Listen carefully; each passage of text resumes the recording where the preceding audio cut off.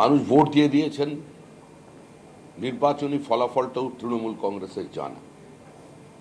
আমরা আপনাদের মাধ্যমে পুরো রাজ্যবাসীর কাছে এবং আমাদের কর্মী সমর্থকদের কাছেও, যারা আমাদের দল করেন না, তৃণমূল কংগ্রেস করেন, এই নির্বাচনে হয়তো প্রার্থীর বিরুদ্ধে ভোট দিয়েছেন বিজেপিকে, তাদের কাছেও একটা আবেদন রাখছি যে আমাদের মূল লক্ষ্য হচ্ছে পশ্চিমবঙ্গের ভোট সংস্কৃতির পরিবর্তন। আমরা একটা রাজনৈতিক সমাজের বাসিন্দা হয়ে গেছি দীর্ঘ বছর ধরে, এবং তারপর যে প্রতিহিংসার রাজনীতি আমাদের গ্রাস করেছে,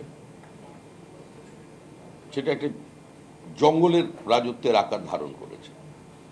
মহা জঙ্গল রাজ থেকে মানুষ মুক্তি চাইছে, মুক্তি পাবে, কিন্তু মুক্তি পাওয়ার অর্থ এটা নয় যে আমরা 2021 সালের ঘটনাকে কেন্দ্র করে কিংবা 2016 সালের পর থেকে আমাদের সঙ্গে যা হয়েছে সেই ঘটনারই পুনরাবৃত্তি আমাদের লোকজন করবেন।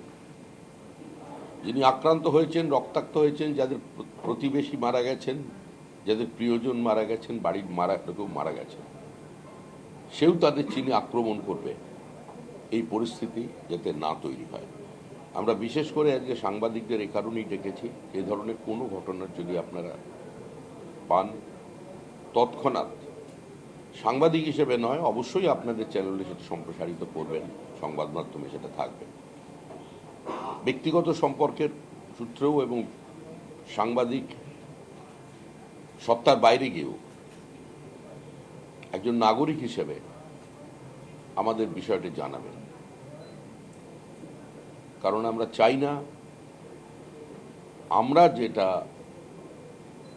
শিকার হয়েছে, আমরা যেভাবে আক্রান্ত হয়েছি, আমাদের কর্মীরা যেভাবে দিনের পর দিন যন্ত্রণার মধ্যে কাটিয়েছেন, সেটা যেন অন্য কোনো পরিবারের উপরে নেমে না আসে। সেই পরিস্থিতির নির্বাচন হয়েছে, মানুষকে অভিনন্দন। 92% বেশি মানুষ পশ্চিমবঙ্গে ভোট দিয়েছেন, এই প্রক্রিয়া থেকেছেন, তাদের সকলের কাছে আমরা কৃতজ্ঞ, সকলকে অভিনন্দন জানাচ্ছি। পশ্চিমবঙ্গে শান্তির বাতাবরণ থাকুক, পশ্চিমবঙ্গে রাজনৈতিক বিভাজন তো থাকবেই, কিন্তু রাজনৈতিক বিভাজন যেন সংঘর্ষের রূপ না নেয়। ধন্যবাদ। একটা প্রশ্ন আছে,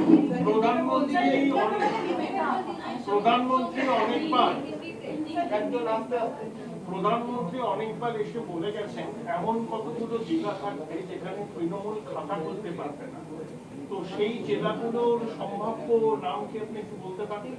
প্রধানমন্ত্রী যেখানে বলে দিয়েছেন সে সম্পর্কে আমি কোনো নির্বাচনী ধারা বিবরণী দিতে কিংবা ভবিষ্যৎবাণী করতে এখানে বসিনি।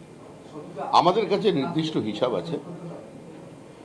আমি আবার বলছি, সমস্ত প্রত্যাশার বুক চিরে এক অপ্রত্যাশিত ফলাফল আগামী কালকের জন্য অপেক্ষা করছে।